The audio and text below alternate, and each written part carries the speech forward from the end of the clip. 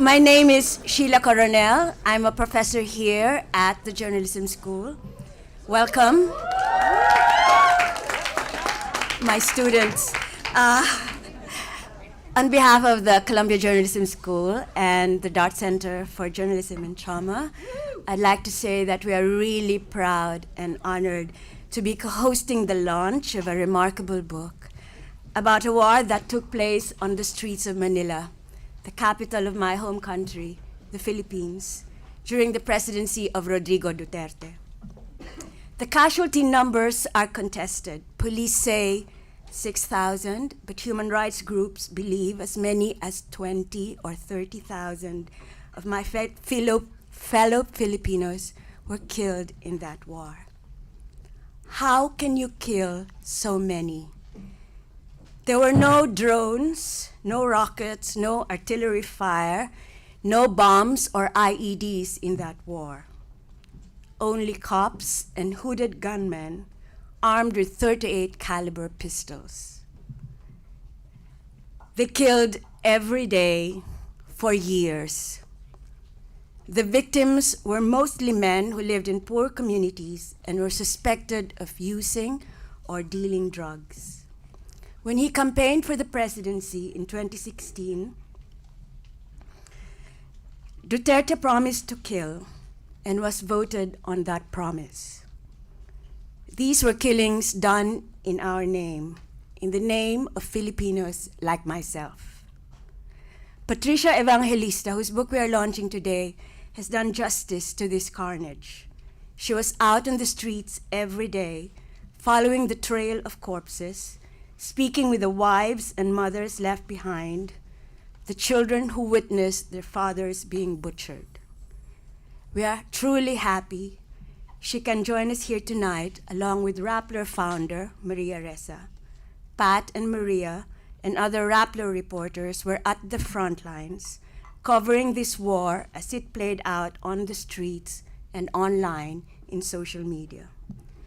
The Columbia Journalism School and the Dart Center for Journalism and Trauma are delighted to be hosting this event with PEN America, an organization that is committed to the defense of free and open discussion in the US and around the world. Before we start, I'd like to read a warning. For the next hour or so, you will hear graphic language and description related to gun violence, torture, physical and mental trauma, state intolerance, child abuse, suicide, profanity, and intimations of sexual harassment and rape. We are grateful for your presence, but if you believe you will find any of this distressing, we would advise you now to step out of the room without judgment. And now, may I present our co-host, the acclaimed novelist and playwright, the president of PEN America, Ayad Akhtar.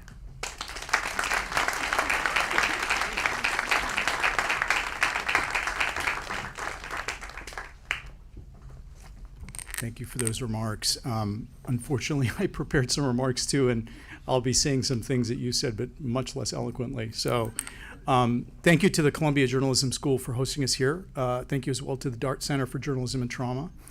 As we all know, we're gathered at a tragic moment with ongoing violence in Israel and war in Gaza, and I think it's important to note that at latest count, 15 journalists have been killed. It's difficult to pay adequate tribute to journalists even in the best of circumstances, writers who decide to bear witness for a living, to investigate deeply and hold power to account, often regardless of the costs. We would be in the dark without them. And any society that expects to be informed, that hopes to remain free, had better cherish its journalists.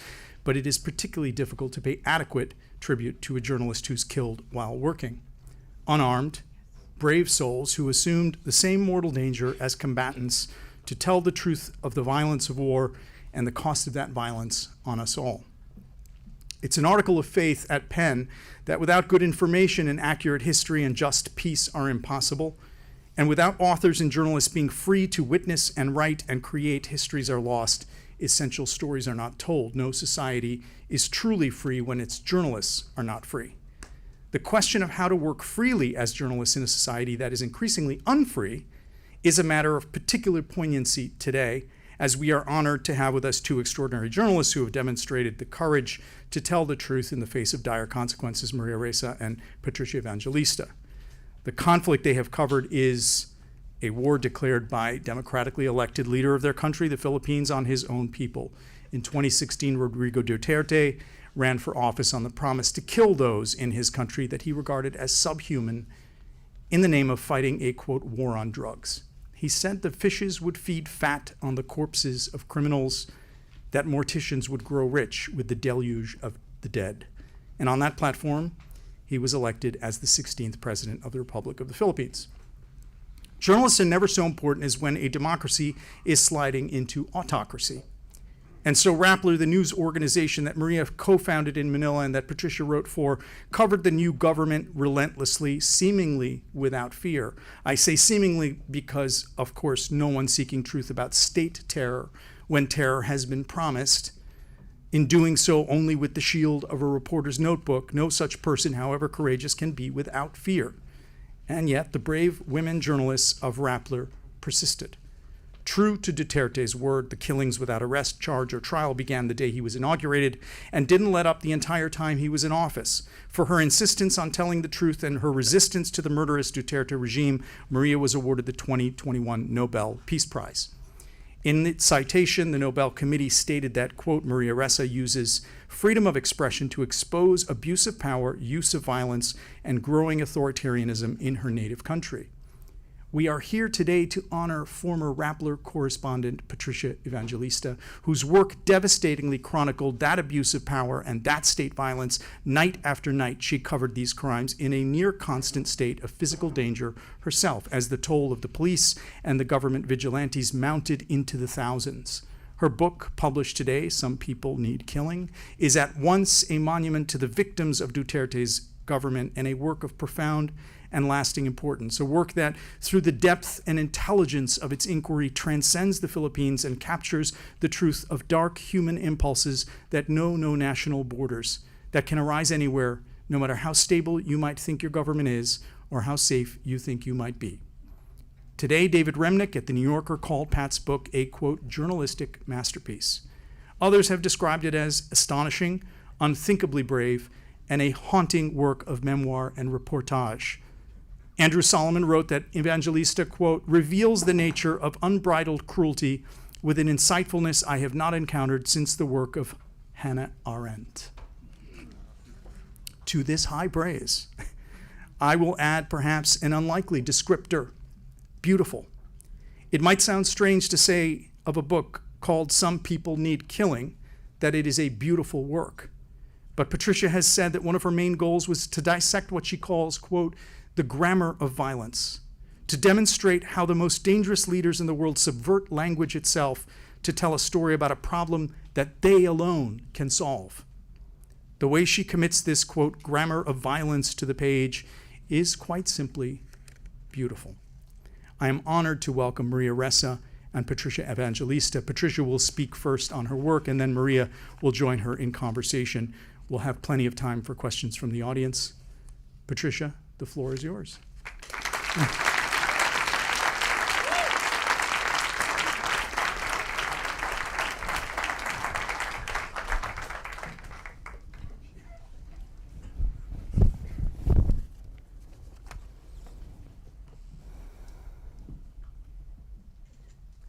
Rodrigo Duterte told a story. He took every fear and every uncertainty fueled by decades of failed expectations and gave the enemy a name. He called it the scourge of illegal drugs. He didn't believe in rehabilitation, not even restitution. He believed in retribution. He said that drugs were at fault for the shambles the Philippines was in. He said addicts were paranoid, heartless, and mindless, willing to butcher their fathers and rape their sisters, and so bestial and bizarre that they would fuck a goat if a goat was all they could find to fuck. He said, if your neighbor's child is an addict, kill them yourselves. It will be a kindness to their parents. The numbers were legion, he said. 3 million, 4 million, 5. And on the morning that 32 men were killed by the police in a single province within a 24-hour period, the President of the Republic sauntered up the stage and said, "What a beautiful thing. More should die. And if you don't believe him," he said, "he'll give you the drugs himself. Feed it to your children. Watch them become monsters." In the story Rodrigo Duterte told, Duterte had your back, and he said the struggle ended here, today. Fuck the bleeding hearts, to hell with the bureaucracy, there is no forgiveness, there are no second chances, a line would be drawn, and Duterte would stand on the other side with a loaded gun. Here was a man who said what he meant and meant what he said, would give you a warning, then count 1, 2, 3. Now, in the hands of any other man, even any other president, the story would have stayed a story. But this was Rodrigo Duterte, the Punisher from the South, under whose watch reportedly hundreds were slaughtered by death squads he organized himself. He could promise death because he had done it himself. He said he had found a rapist in his city. "I killed the son of a bitch," he said. "I killed him without pity." Why should I feel pity? Pity is not one of my virtues. He didn't just tell a story. He was the story. He embodied it. Here was a man who could do things, who was an outlaw, who was different, but carried the same rage as everyone else. "I'm one of you," he said. "I'm just an ordinary killer." Duterte made himself every man, so every man could be Rodrigo Duterte. How do you put a story on trial? Once upon a time, there was a little girl named Ladylove. She was 11 years old, small for her age, all skinny brown legs and big dark eyes. Everyone called her Love, nobody called her Lady, and only her father called her Love. Just Love. Love lived on the second floor of a shanty with her mother and her father and her many little siblings. Then one night, late in the night, 2 men wearing masks burst through the door. One of them stood over Love's father and said, "Positive." Positive, he meant. Positively identified as one on a list of illegal drugs. So Love's father tried to sit up, but he couldn't because there was a baby asleep on his chest. So he fell back down again. Then he turned his head and he said, "Love." It was the last word he said before the bullet cracked through his right temple. The baby wailed, Love's mother wept, but it was Love who thrust herself between the gunman and her mother. It was Love who stood with the barrel of a gun inches from her forehead. And it was Love, all skinny brown legs and big dark eyes, who swore at the gunman and demanded he shoot her instead. "Kill me," she said, "not my ma." The gunmen left, but they weren't gone for long. When they came back, one of them stood in front of Love's mother, raised a gun, and said, "Duterte kami. We are Duterte." He emptied the magazine, and Love's mother died on her knees. "We are Duterte," said the man with a gun. I suspect it would be appropriate now to introduce myself. My name is Pat. I was born in 1985, 5 months before a street revolution brought democracy back to the Philippines. My surname, Evangelista, which is common in my country, means bringer of good news. It is an irony I'm informed of often.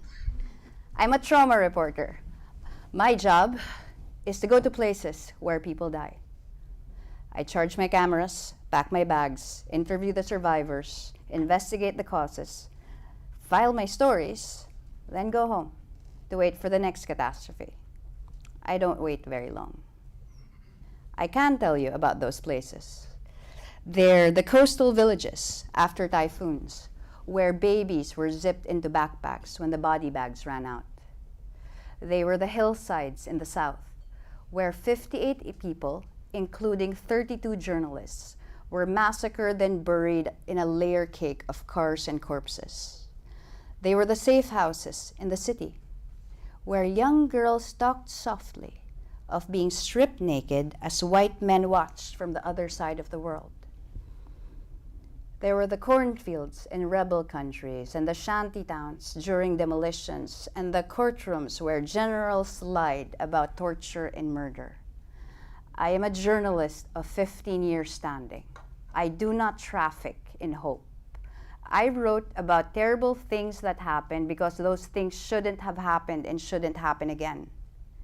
And then one day, the man who would become the president of the Philippines promised the deaths of his own citizens. The terrible became ordinary, to thundering applause.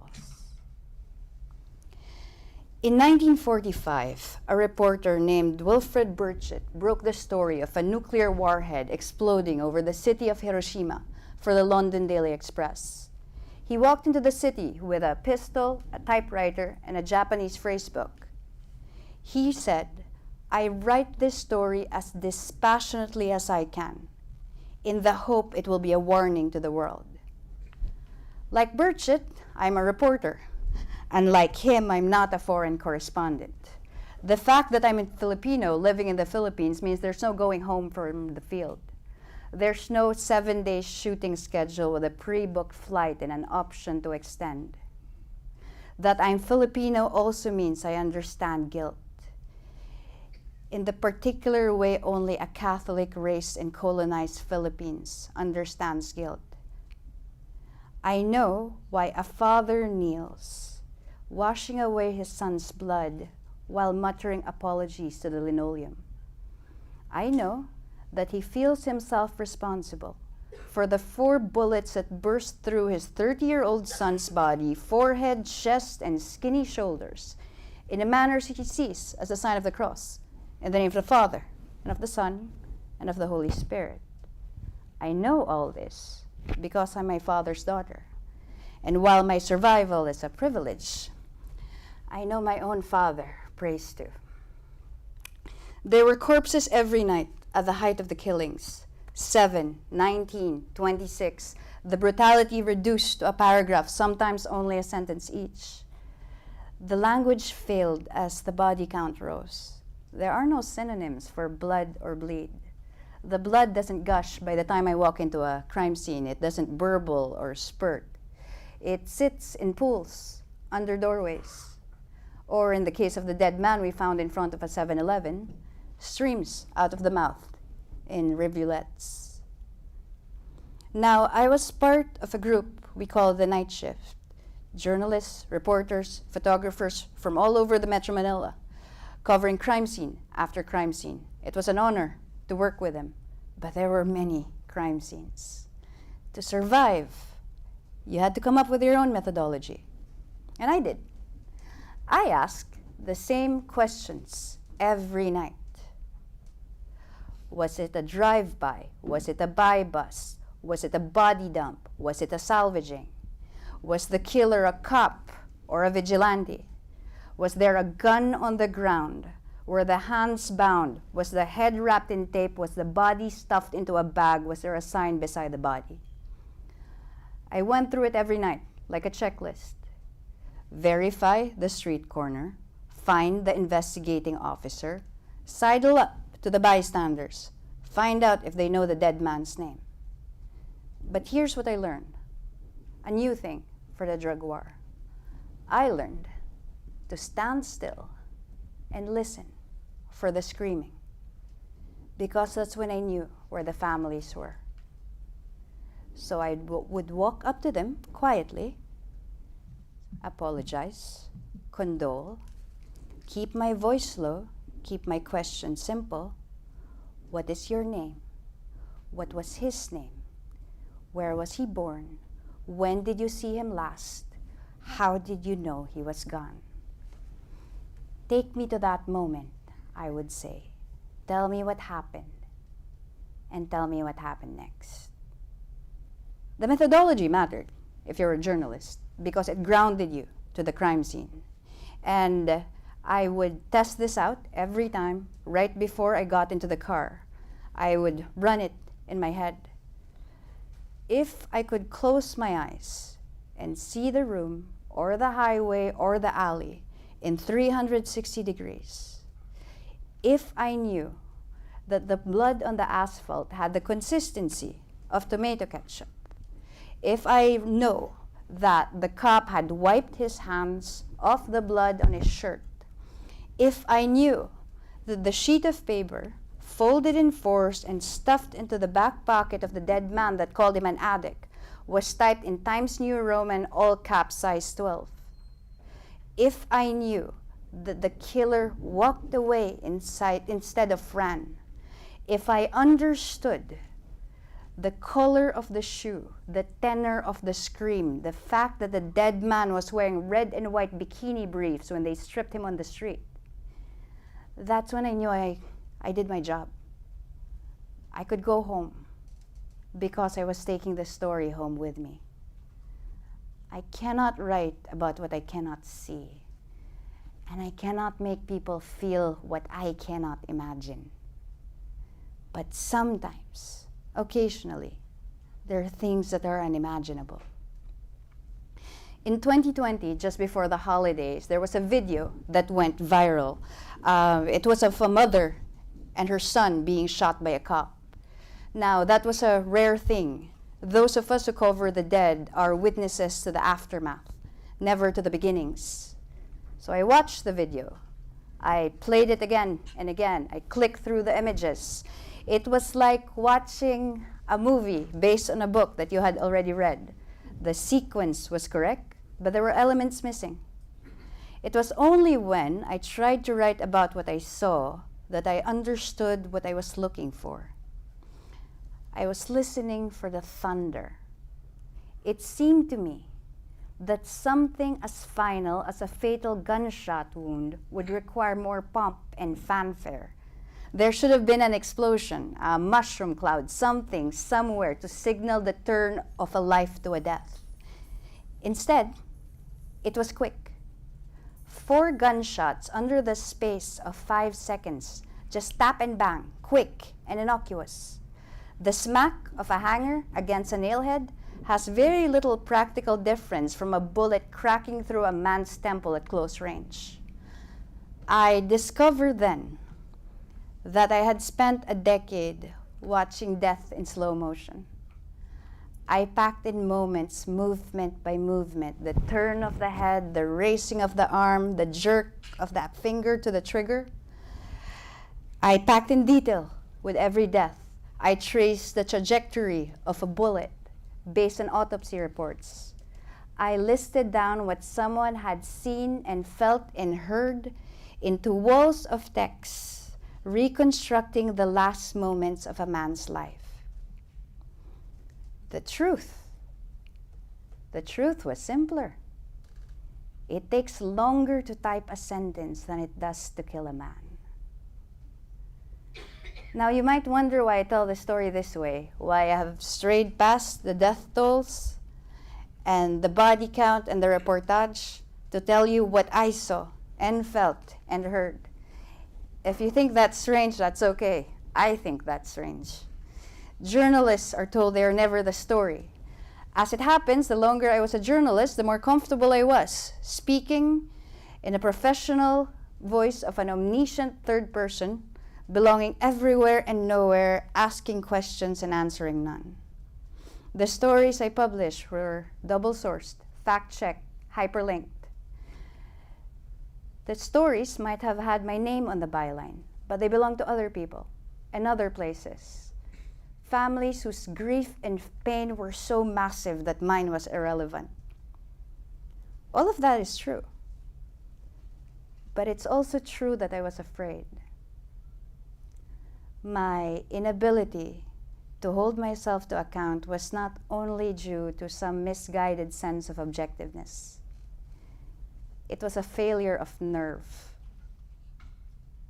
So the book I wrote is a book about the dead and the people they left behind. It is also a personal story, written in my own voice. As a citizen of a nation I cannot recognize as my own. The thousands who were killed with the permission of many of my people. I wrote this book because I refused to offer mine. Thank you for your time.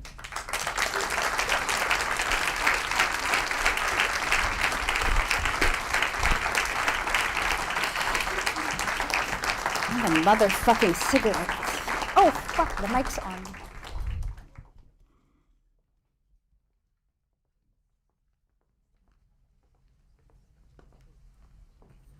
Can I please ask that those of you who are doing this by video not to do so, because we can give you this is being live streamed, and we could give you a copy of the live stream.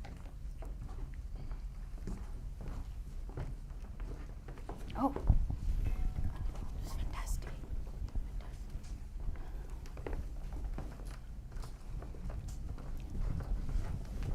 Just mark it. And it.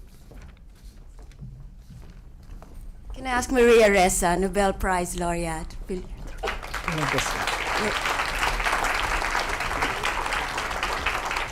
join Patricia in conversation? Okay, breathe. So first of all, I am not a dispassionate journalist here. I've watched Patricia through the years. And the book, which you have heard a little bit about, you've heard her prose, I think is set to become a definitive with almost 100 pages of footnotes, chronicle of what we have lived through. And before I throw the first question, I think, first of all, ang daming Pinoy na nandito. Thank you for coming. I said there are many Filipinos in the room, so thank you for coming. But more than that, for the Americans, for the Filipino Americans, what seems far away, and I think I said this in 2016, what is happening to us, what has happened to us, is coming for you. If you don't heed the warnings. In 2016, that was one of the first things I said in Silicon Valley. As you know, Patricia did the impunity series for Rappler. I did disinformation, networked disinformation, the corruption of our information ecosystem, and the warning we gave America in 2016, December of 2016, is that we are going through something that is coming for you. And it did. It took a little while, but the violence on January 6th is where it ended. Having said that, let's bring you to the drug war. All of the praise is correct. Not only is it meticulously documented, and I'll ask you, Patricia will tell you why, but it is also incredibly beautiful. Literary journalism that we rarely see. And not only, so just because we've worked together since she was in her 20s, it's really like the best narrative literary journalism to come out of our country. So, thank you for doing this. But as you have seen, Patricia is also a particular type of journalist. I came from a generation of breaking news journalists, broadcast journalists. I would say I skate on the surface a little bit more. Patricia likes to dive into it. And this is, so let me throw the first question to you, Patricia. Why? Why do you come in after the dead bodies are there, the families are there, and we had this discussion early where she was just struggling with the emotions that was coming at her, and yet you continue doing this. Why?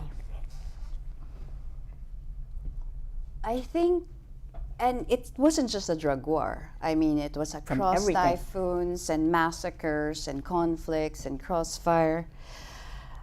I think, I mean, any journalist will cover the story in front of her. But I think the terrible places, they're daily bread for a lot of people. They're not exotic, they're not different, they're not extraordinary. They're ordinary for everyone. And as we sit here, what we think is extraordinary is ordinary hellfire for a lot of people. So I think I choose places where I think I can offer a record that there's a possibility of some reckoning someday. But I dive because I like stories. And I think the places I go, and in the book you read, every story is a love story. A mother to a child, a husband to a wife. Every story is a whole person. And if nothing else, in the first place, I'm interested. In the second place, I would like to honor the person whose body is on the ground, whose family is waiting. So I dive because I think what happened deserves more than one sentence on a spot report. And that is actually the kind of journalism Patricia has done. If you look at the Impunity series, when you read the book, the punch of it, hand in hand with that though is your love of language. And you'll see this, there's some words I never even actually knew. The one that means two things, starts with a C. A contronym. Explain. I'm slightly a nerd, but I like to pretend I'm not. How about I answer with a story, yeah? This is also what she does, and then I say, so it means this. Yes. Okay, go. So there's a word in the Philippines. It evolved after the dictatorship in the 70s. It's a particular sort of word for a particular sort of death. The word is salvage. Salvage is a contronym. It's a Janus word. It means both things at once. The opposite. C-O-N-T-R-A-N-Y-M. Who's nerdier than me?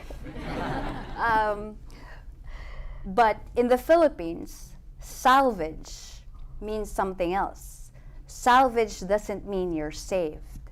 Salvage means you're killed in a specific kind of way. For the rest of the world, it's a hopeful word.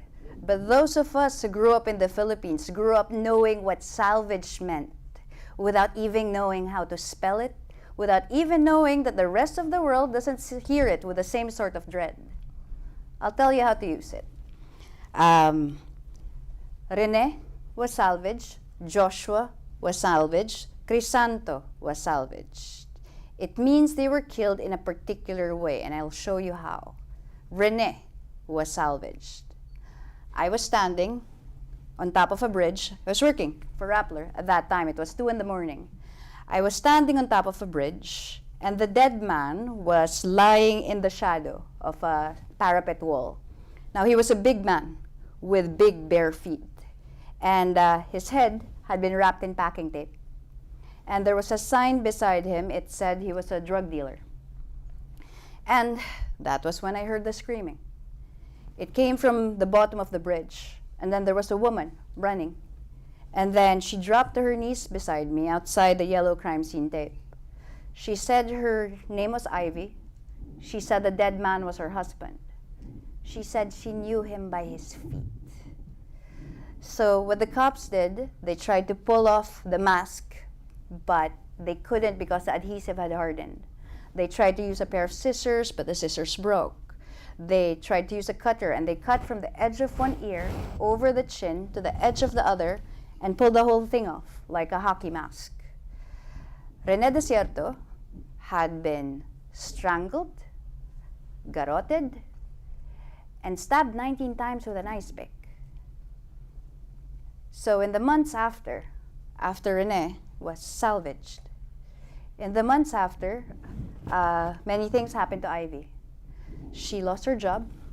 She tried to cut open her wrist twice. Occasionally, she would wrap her head in packing tape because she wanted to know how it felt. I saw her many times across those many months. And I would show up at her house, and then she would put an ashtray on the table. I would shove my cigarettes across. I would put a recorder down. We would light up, and I would say, "We're on the record." I told Ivy I was writing a book. She said, tell them our love story." I figure I'd keep my promise now. How do you react? How do you react? I gotta first tell you about Patricia's first breaking news coverage. Oh, fuck. And then Sorry, we gave you a trigger warning for profanity. That was me. and when she does this, I say, "Patricia." Maria. This is how she reacts. Patricia focuses on the details that she pulls the meaning from, and then somehow writes it in a way that you then have the freedom to find your meaning, like that one, right? It's Glenda Gloria, who is probably watching this in the Philippines. So the two of us, Glenda is more like her mom, right? The person that holds Patricia's hand, because as you can see, she dives into the emotions. I'm the person who says, "Patricia, it's been 6 months, where's your story?" And the reason why we wait the 6 months is precisely because she dives into the emotion, into the details, and somehow finds something beautiful, right? I don't know how you can read it. So process. Why, again, it's a different way of asking the same question, which is, you'd throw your life upside down to do this, to go into that. What you encapsulate in short, crisp sentences actually take you. The other thing she does is she smokes furiously, but then you crack that, and all of a sudden there's this, tell us, why do you do it? How do you do it? From the details, through the emotions, and out. Well, I think as part of the story, we all tell about ourselves. I always thought I don't have any particular training in any particular area. My contribution to any story is to see, is to be there, and then take it back with me. So writing this book, I was there, I saw it, but the method of it, I thought what was great about writing a book, and the entire Random House team is here, and they're phenomenal, and I turned their lives upside down. Now you know. Thank you for doing the book. And? But what I liked was every sentence mattered, because the language determines what it means. It's not just he killed. It's not that the police killed. You can flip it. He was killed. So it depends if the sentence is passive or active, where the accountability comes from, and every framing matters. But what I also like about this process is the fact-checking, in that we had to dive into every sentence. My fact-checker, Sophia, is here. Also a Rappler, well, a former. Eloisa from the night shift is also here, who watched me through the dark of the street. An IWMF awardee as well in photography. But so what my point in that is the fact-checking. When you fact-check a man who likes to talk and talk big, it is difficult to fact-check the truth of it. Did he toss a man out of a helicopter? Did he hear a man say, "Sorry, Mr. President, but I wanted to fuck a goat"? Did he hear, or that was Mr. Mayor, did he hear all these things? And does it matter if it's true? because the function of how Rodrigo Duterte runs is that it's the story, it's the narrative, it's the fact he's willing to say, I will destroy you all. So the fact-checking of the book was a fact-checking of me. Explain, what do you mean? Did I interpret him right? Right. When he said son of a bitch, when he said putang ina, did he mean motherfucker, son of a bitch, for fuck's sake? Every variation of fuck we went through. In, my translator is also here, Kael, who is a poet. And imagine. So the dynamic equivalence of language, you know? Yeah. Like there are words in Filipino that mean exactly what we mean when we hear it. But when you hear it, what do you think we meant? So fact-checking the book was an exercise in language and meaning and everything else. But the reason I say this, the reason it's important, you have to remember, when you hear him speak, even if he says half of the things I say is not true, even if he says his defense is that it was only a story, these are the words of a head of state, the commander of the armed forces, the 16th president of the republic.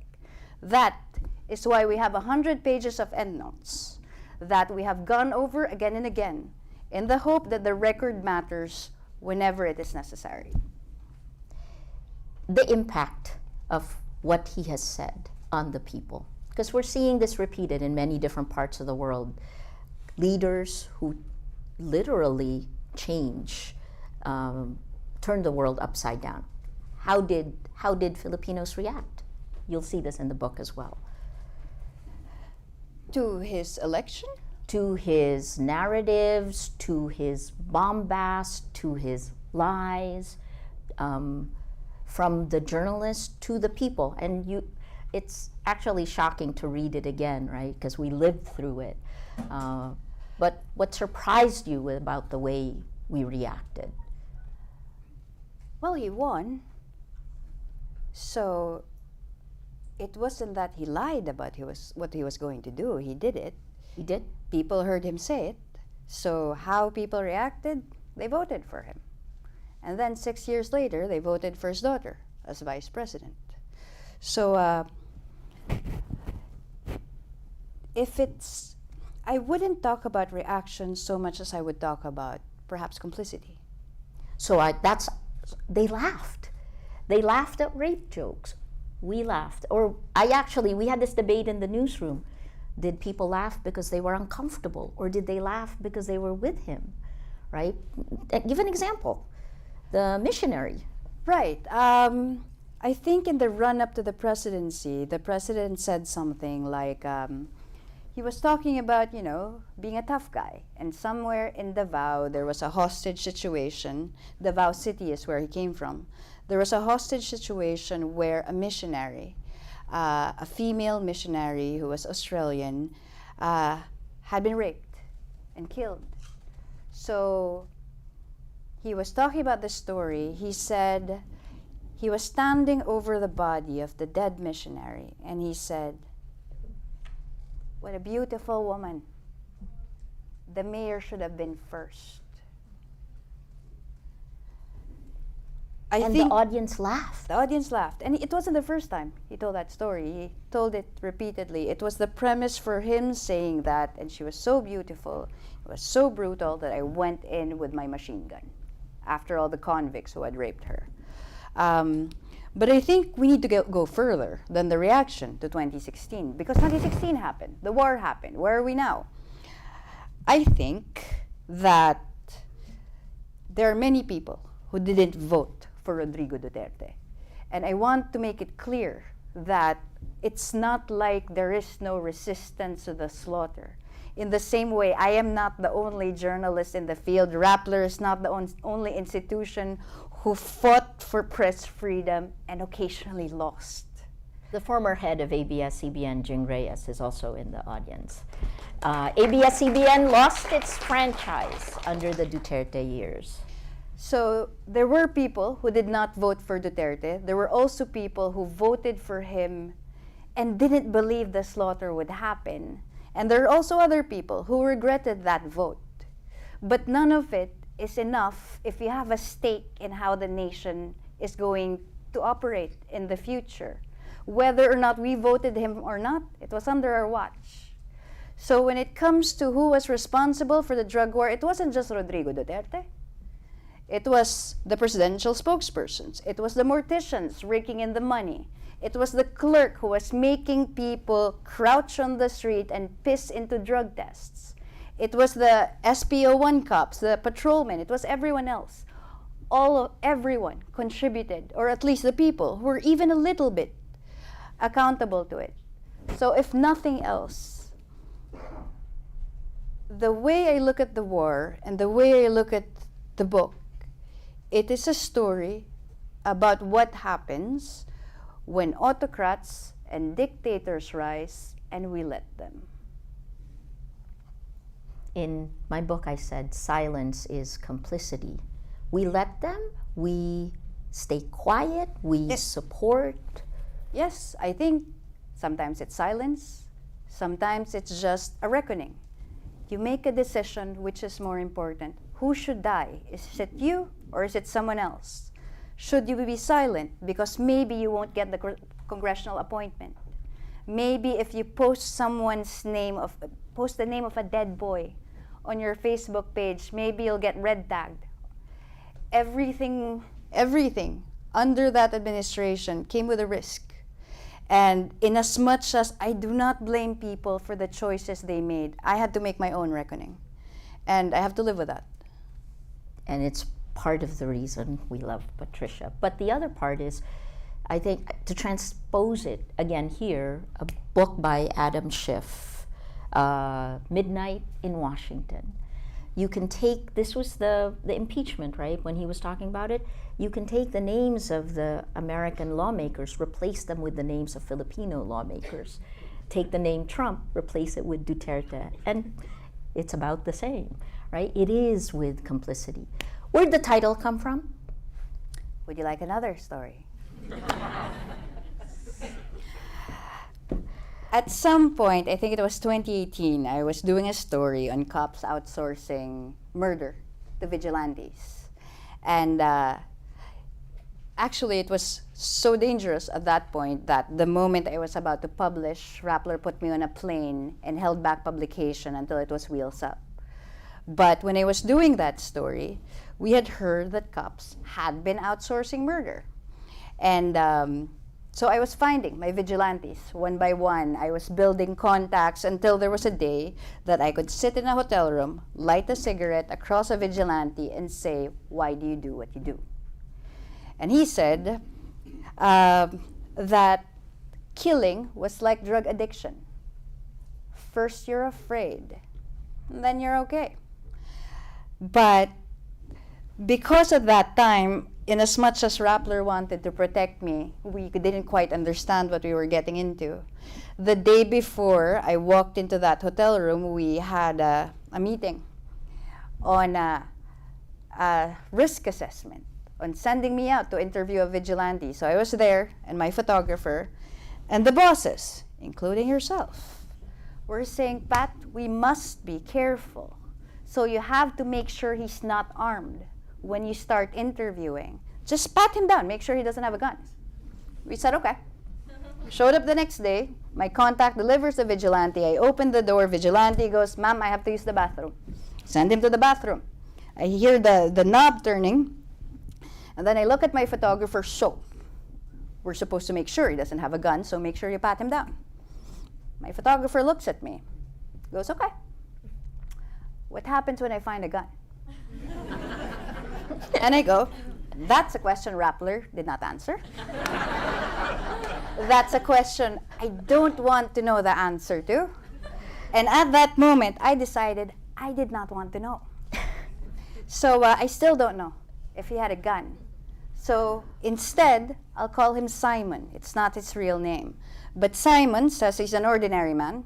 He has a gun, not necessarily at that moment. He had a gun. He was religious. He had a wife and children. And He voted for Rodrigo Duterte because he believed, like Duterte, that drug addicts should die. So he did the job, and by the job, he meant the killing. He has pulled the trigger twice on addicts, but he performs many other roles, like the getaway car, and surveillance, and tailing people. But it was okay with him. There was nothing he was unwilling to do because success at the job meant one less addict threatening the future of his children. So we're sitting there, and then I ask him, all right, so how can you keep killing? How can you be a ordinary good man and still kill? He goes, Ma'am, I'm not really a bad guy. I'm not all bad. Some people need killing. And then he said, Ma'am, I'm so sorry. I have to go at 7. I have a schedule. I don't want to miss my job. So that's the title. So, what do you hope to accomplish in writing this book? Well, I hope to make that title stark. Some people need killing, it's blunt. But we ask that question every day, just in not very blunt terms. Do some people need killing? Who deserves to die? My job is to stand over the body in the ground and then think, did this have to happen? So what do I hope to achieve? I don't believe in the power of journalism. I do. In that I don't believe, as Martha Gellhorn would say, that journalism is a magic bullet. It's not. Neither do I believe, as Maria believed when I was 23 years old, Pat, social media will save the world. All right, I drank the Kool-Aid. I don't think that anymore. But when I say I don't believe journalism will save the world, mostly it's a function of self-preservation. If I believed that my stories would save people, I'd quit tomorrow. Because my stories don't save people. There's no magical phalanx of humanity standing between the addicts and the gun. It just doesn't happen. So the way to keep doing a job is to negotiate your expectations. My expectation is to keep a record. A good one, I hope. A compelling one, I hope. I hope to honor the people who trusted me with their stories, who took the risks that are far beyond the risks I ever took.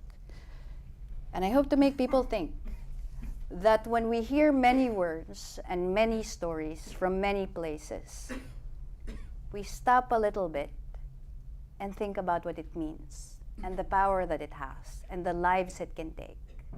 And to ask whether some people do need killing. Let me transpose on top of what Patricia said, which is that her writing is so powerful that you know these people. You care about these people. What's the role of journalism? It moves us to act. I hope that's the reason we keep doing this. Sheila should speak, right? But you can ask questions. I'm going to just throw one last question, which is, again, because your mom, Glenda, she calls, so Rappler has 4 co-founders. We're called the Manangs, or older sister. And literally, we good cop, bad cop Patricia. Her good cop, her real mom is really Glenda Gloria. And I'm kind of the bad cop sometimes. So I'm going to ask the question I always ask. Why did it take so long to write the book? Why'd you miss your deadline? I missed my deadline for 4 years. She did.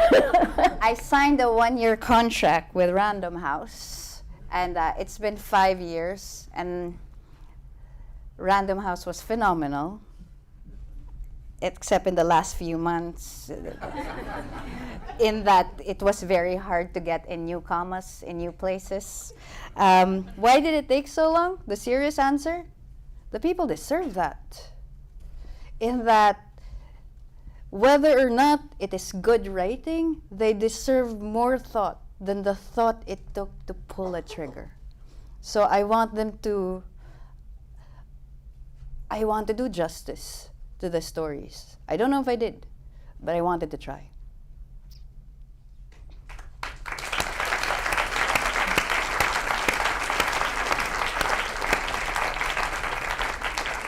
Thank you, both of you. That was a phenomenal conversation, and I'm sure we could go on, but we'd like to give you a chance to ask questions. So please come to the microphone over there and say who you are, and then try to be succinct with your questions. I can be blunt. You can be blunt. You can curse too. Patricia already started it. No, don't. No. I'll be classy. Hi, Patricia. Hello. It's such an honor to meet you both. Thank you so much for your work. It's really honored. It's beautiful to meet you like this. My name is Jordan Resnick. I'm a writer from Long Island. And my question for you is, since you're doing such emotional, traumatic work, and I feel that you have a deep understanding and deep humanity, how do you bridge the gap between feeling the emotions of the trauma and the pain and writing it, and also preserving your sense of self in the process?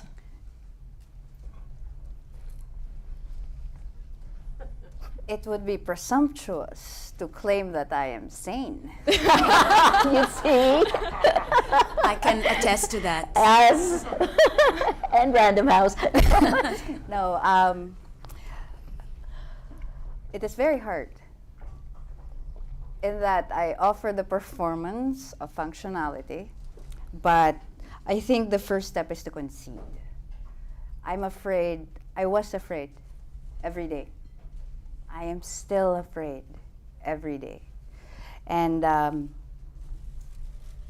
the way I function is that I look at something and I look at it 10 steps forward and everything else that can happen in the aftermath. That's good for a journalist. That's terrible for a human being because you can't function that way. You can't keep looping left, right, and center. There was a time when it was getting very bad already, and I was doing the vigilante stories when you guys threw me out of the country to keep me safe. Nudged. To keep me safe. And at that time, everything. I was paranoid about everything. White vans, ringing phones, credit card bills, things like that. Then I landed in JFK Airport, and there was a disembarkation form where you have to fill out your name. And I couldn't trust myself that I knew the spelling.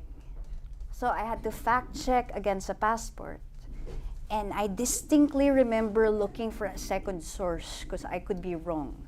So I found my birth certificate saved on my phone. And it sounds funny, but inside of it, I believed it. And everything in my life became a function of double sourcing and fact checking. And oh my God, if I misplace the comma, will someone die? Will it make the sentence mean differently? So I know the question is how I kept myself together. I'm mostly proving I'm not. But the best answer, and Dart will tell you that, is to have a tribe. People who understand what you do, who will stand over the same body on the ground, who will light your cigarette for you and eat with you after, and then go home, and then the next day go do it again. And a good boyfriend. Did we not discuss this, Marie? We did. Thank you very much. Next, please. Hi. You talked a lot about writing with emotion and especially love, and I think that's really special because Filipinos are like a really loving and emotional group of people, and I was wondering how you report on that in your book and how, like, as a Filipino journalist, you're able to like tap into these emotions and apply them. Well, as I've only been a Filipino, I don't know about the particularity of Filipino emotions. I just know we feel as everyone else does. So I guess it's all about the interview. I don't ever ask, particularly in the aftermath of a trauma interview, how do you feel? Because that's terrible. Of course they feel awful. And I can't pretend to understand the enormity of that. So what I do is, I ask them what they're thinking. What's going through your head right now? What was his favorite shirt? What did he have for lunch? Do you remember the last time he said, I love you? It's not how they say they feel. It's what they remember. So in terms of methodology, that's mostly my way. Thank you so much for speaking to us. I'm a journalist from India, and a country which has seen a large number of vigilante killings and lynchings in the last 9 years as well. So my question to you is, you said you write to keep a record, but when you don't see hope for justice in the legal framework, in most of the cases you cover, as we don't in India, how did you cope with that, and how did you keep going on? Because you may not have known at the time that Duterte would lose an election later, and maybe this would come to a halt. Duterte didn't lose an election. We don't have second terms in the Philippines, so he couldn't run. So his daughter did. She won. How do you keep going knowing there is no possible justice? It is a fidelity to the story, in that I have the story with me. I have negotiated expectations. If you start not believing in justice, you have an easier way forward. So that's why, for me, keeping a record is a big thing. A record is important. If the record doesn't exist, it didn't happen. So it matters to me that I do it, and it keeps me going. There was one woman in the book who was very afraid of being named. She had changed her mind. In the final few months of the story, she had changed her mind. And I told Random House, we're killing a chapter. And to their credit, they said, we do what you say because it might be risk to life. We found a workaround. I said, how about we change your name, change the details, make sure you're unidentifiable. So I was in a call with her. And I was trying to understand why she was withdrawing. Was there a physical threat? I will understand that. She said, no, it's just she was ashamed about other things in the story. And yes, she was afraid in the aftermath. So I go, okay, I can't protect you in the aftermath. I need your full consent. So we change everything. Your name, the dead man's name, everything else. And she goes, wait a minute. Does that mean the story would have happened to someone else? I go, yes, we will do our best. Does that mean someone else died in that book and her loved one wasn't going to be named? I go, yes. Then she said, scrap it. She said, I want his name, I want my name. Nobody steals my son's death. Her courage has me in awe. I would have taken that chapter out. And she said, no fucking way. In another language. Thank you. Hello, Kate. G'day, Pat. Thank you. G'day, Maria. G'day, Sheila. Kate McMahon, I'm not sure what I am anymore. Journalist ally, I think. My question is prompted by this thing of humour, supposed humour with Duterte and people laughing. And as you were speaking, I was thinking about that and what is that? And I don't think it's humour, I think it's fear or a manifestation of lots of stuff. But then, as you were speaking, it made me think of the privilege I've had to hang around with the night stalkers and come to Rappler and with Filipino people and the incredible sense of humour that is present in the culture and in the journalism culture. So I wanted to sort of flip that away from Duterte and ask, what is it in journalism, what is the place of humour in Filipino culture, real humour, not that macabre shit, that we're talking about, and the place of it in terms of resilience. We know that humour is really important in terms of resilience, and I've just sat around and drunk lots of alcohol and laughed so much with Filipino journos. So what is the place of that, and how does it, what's the impact of that or the place? For us, it's whistling in the dark. It's not so much it's macabre, it's just, you gotta laugh. if you spend 8 hours waiting outside a police station, you gotta find something to laugh about or something to gossip over. I don't know if there's a particularity, again, to that role, but I mostly think journalists are very funny people. But I'm a journalist, so you have to agree with me. I'll add to that, this was how Rappler survived the 6 years, 7 years, I guess, you know, the time period when we were under attack. And it was because of, you know, look at, you have to manage a Patricia and the stories that came through. And I think for journalists, the sense of mission. How can managers, Maria, foster that sense of humour and connection in a newsroom? Everyone is the same. I think this is one. So can I just tell you, you'll read this in the book anyway. Patricia made me cry in frustration and never admitted she was wrong until she wrote it in the book. So it's in the book. I think you started it. I mean, it's difficult. Sheila, right? Yeah, you have clear eyes about what you're facing because your team brings it home. You try to mitigate what they then take home with them. Patricia feels things very deeply, and different people have different ways of coping, and we try to make room for that. But more than anything, you have to talk about it, even if it's hard to talk about it. We had folks who were being attacked online, and then they were being attacked. No one asked about security. Those are other things, right? Like, how do you send a Patricia out in the field to be safe? Maria, I want you to answer this question, because you absorbed a lot of the heat that was really directed at the staff of Rappler. You were the prime target number one. How did you survive? We're older, and I knew that was my job.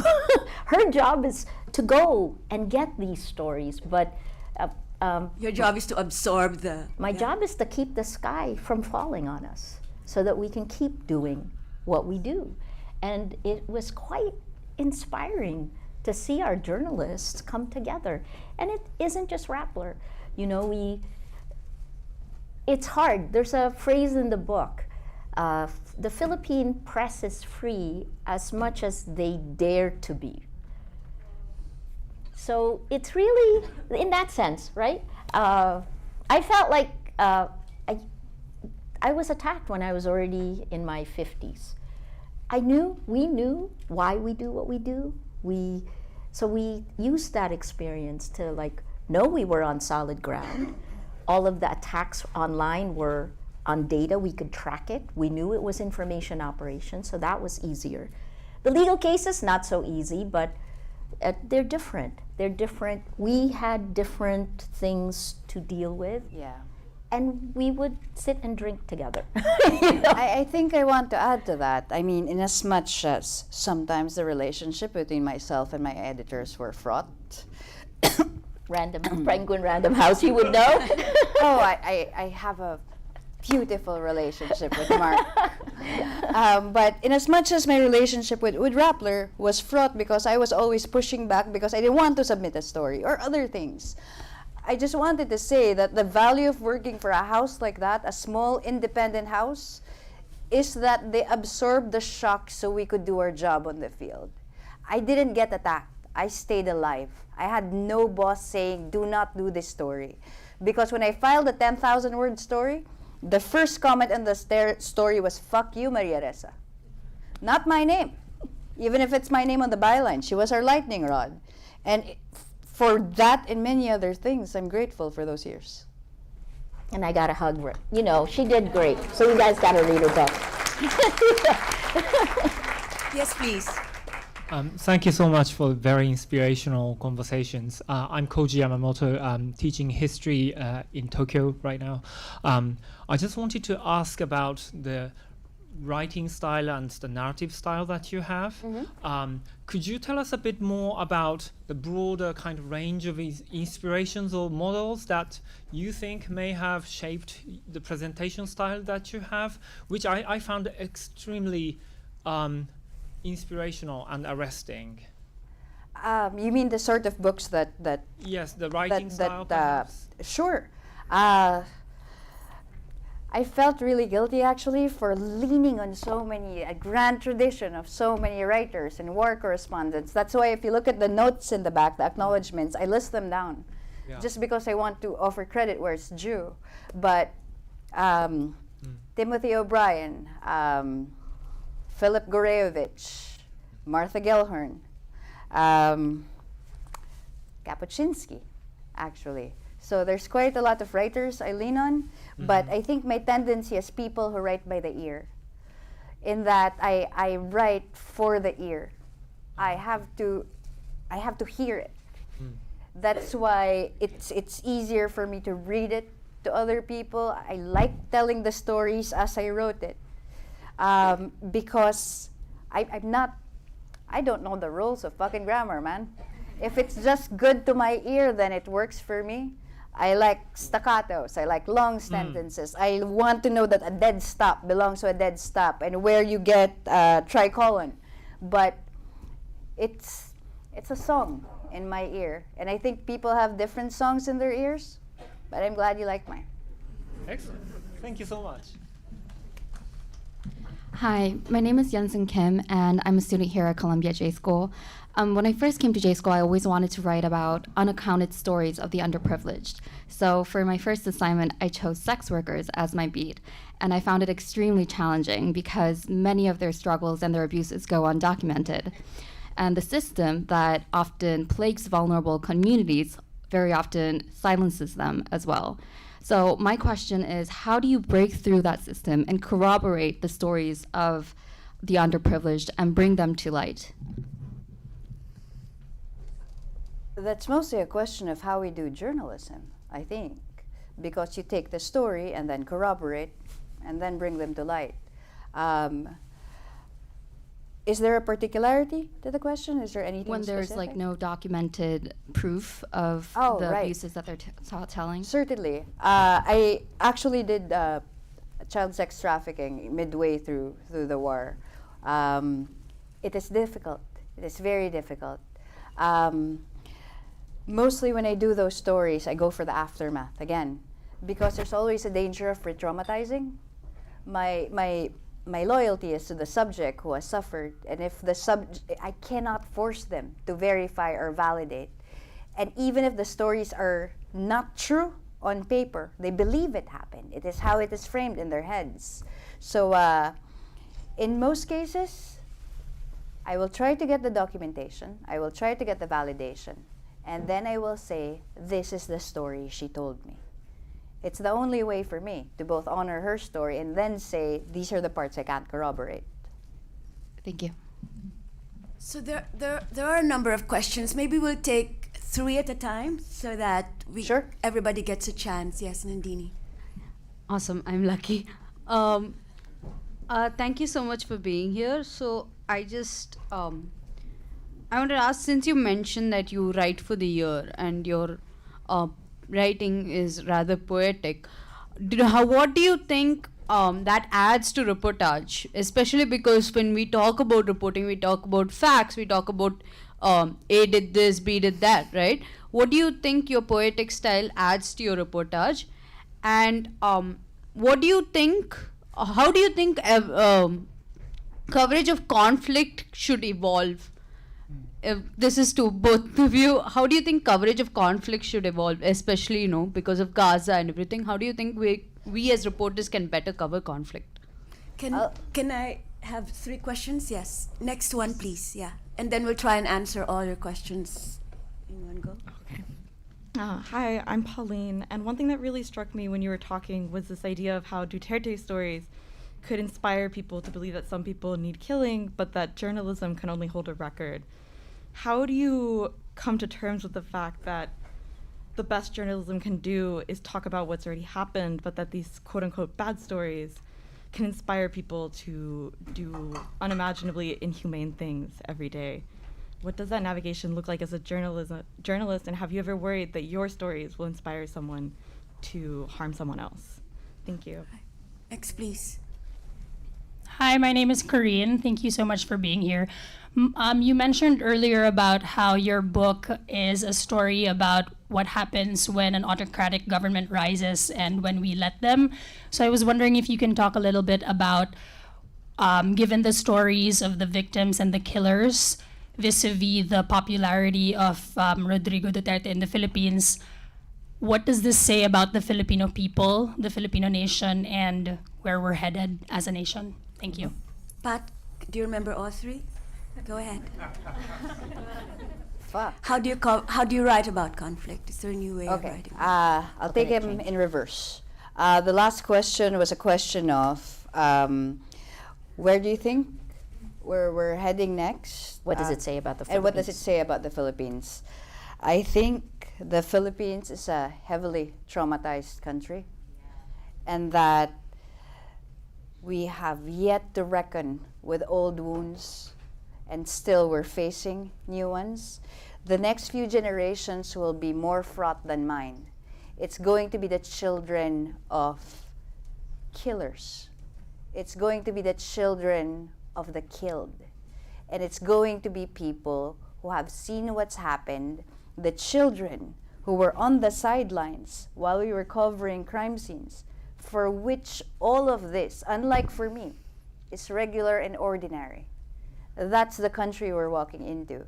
It's trauma after trauma, and there is no reckoning because we chose not to find justice. So where do you think we're going next? Your answer is as good as mine. I just know that it's not a function just of maybe justice here or whatnot. It's a function of addressing everything else that rippled out into the communities and said this was a normal thing. To the question before, to the first question on how my poetic gymnastics may have affected my reportage, I am the last person to speak of my writing as poetry. It is not. I just like writing a certain way, and there's a language that sounds good in my ear. I don't think you need to reconcile straight reportage with more literary writing. I think one serves the other, and I don't think I have to choose between one or the other. And I have 100 pages of endnotes, so I think I'm properly fact-checked. On the second question, on what was the second question? Second question was about, will your writing inspire other people to kill? If there's anything in that book that inspires other people to kill, I must have missed something. I don't think mine can and mine should. It's more a cautionary, actually. It's a cautionary tale. That more than anyone can anything fall else. into it. Okay, we have this room only about until 7:30. Can I ask Kate how much time? Only up to 8 o'clock.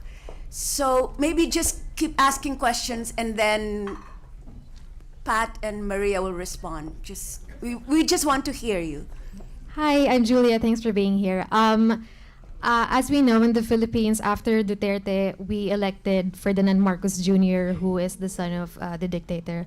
And I guess when you're a journalist, you can't help but feel a certain degree of hopelessness, because how does it happen that we were toiling away, fact-checking everything he said, keeping record of the carnage, and then in the end, at the end of the tunnel, there's more tunnel, if that makes sense. So I guess I just wonder, how does Rappler make sure, and how do you think journalists at large should make sure that our reporting actually penetrates the audience and makes a big impact? Next, please. Thank you. Yeah. Just ask your question, and Yeah, we'll sure. give a closing statement. Will do. Thank you for the wonderful discussion and bringing this work to light.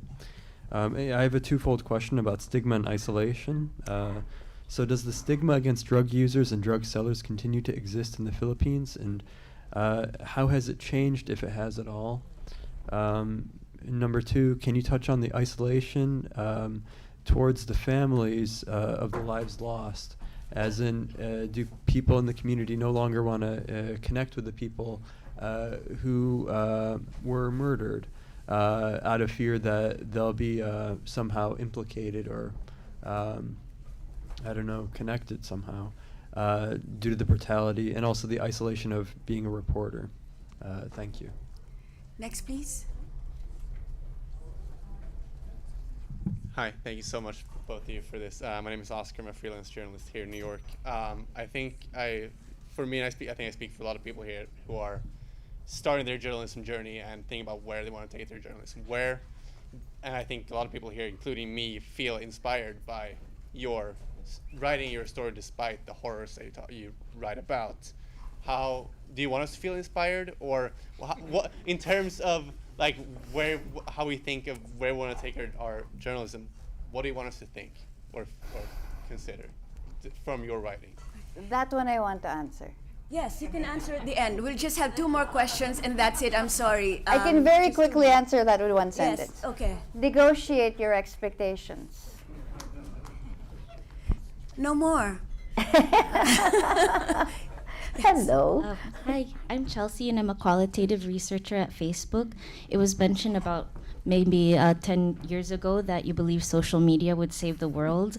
I can imagine what you might say to this question because I have your book in my backpack, but what changed? Okay, yes. Hello, my name is Kim. I'm an ICU nurse here in New York City, and I'm also taking my master's here in Columbia in the public health department. And I used to write in my campus paper back in college, as you can imagine. Seeing these two on the same stage is like such a dream come true.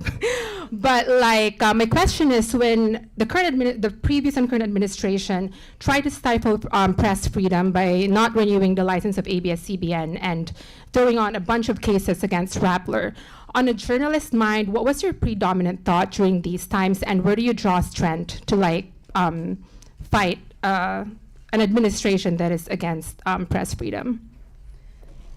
Okay, Ninochka, quickly, please. Ninochka. Ninochka Roska. Hi. Censorship and restriction of the freedom of expression has been a constant theme in our history. The banning of Noli and Fili, the harassment of the poet, Balagtas, etc. So I have to give a presentation to the Literature Association of the Philippines and their literature educators. And my question is, are we heading towards an even narrower space for expression? It seems we have not learned very much from history, and we have not prepared for this constant push to silence us. Okay, easy questions. Maria, why don't you address the questions or address to you, and then Patricia will have you give you the last word. Okay, so several things in some of the questions, right? The first is, for me, the problem is a corruption of our information ecosystem, and it goes beyond the Philippines. This is tech-driven, right? We've not really talked about that, but if you see that is the focus, this is why I'm here at Columbia University. We need to deal with the harms that have come from technology literally insidiously manipulating our emotions to change how we feel, and that changes how we act, and that changes how we vote, right? So these are all connected, and the coming of generative AI is going to make it significantly worse. What we learned in Rappler is that doing the right thing is the right thing. Right? Stand by your values. Stand by the difficult path. In 2019, I got a total of 10 arrest warrants, and now those 10 arrest warrants are down to 2. So to me, the question really is, Are we getting to the light at the end of the tunnel, or is this going to be the middle of the eye of the storm, and are we coming back out into the storm? We're ready for either one, right? Hopefully it's the light at the end of the tunnel. And then the third one I would say is, I hope you leave here. Yes, read the book. It is strangely beautiful, like Hannah Arendt. It will show you the worst of what humanity can do. But I also believe, sometimes unlike Patricia, but underneath, if you really dig deep, she also does believe in this. I believe in the goodness of human nature. That hasn't changed. And we couldn't have survived without that. Patricia. I can just pick a question, get Pick away with it. whatever you want. You have the stage. If the question is, what do I want you to feel? What do you want to walk away with?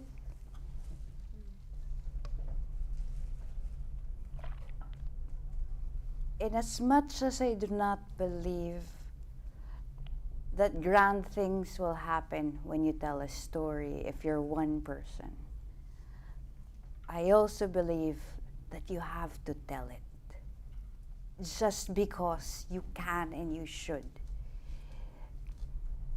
It's a personal thing. If I wasn't a journalist, I likely would do the same thing because I want to say no. And sometimes you get lucky and you get a publishing house behind you who lets you say no in a big way. But sometimes you don't. Sometimes it's a Facebook post, sometimes it's a tweet. Your refusal matters, if only to your own record. That is our duty as citizens, to keep your record clean. So we keep ours, and we keep it as well as we can, until one day it matters. Maybe there's a whole phalanx of people who will say no as well. But for you, and for your own record, keep it well. Thank you. You were almost optimistic. I said you were almost optimistic. Thank you. This has been amazing. And thank you, everyone, for your questions. The books are available here. Patricia will sign the books. I'd like to thank our co-host, PEN America, the staff at the Dart Center. Were you okay? Yes, of course. And all of you for being here.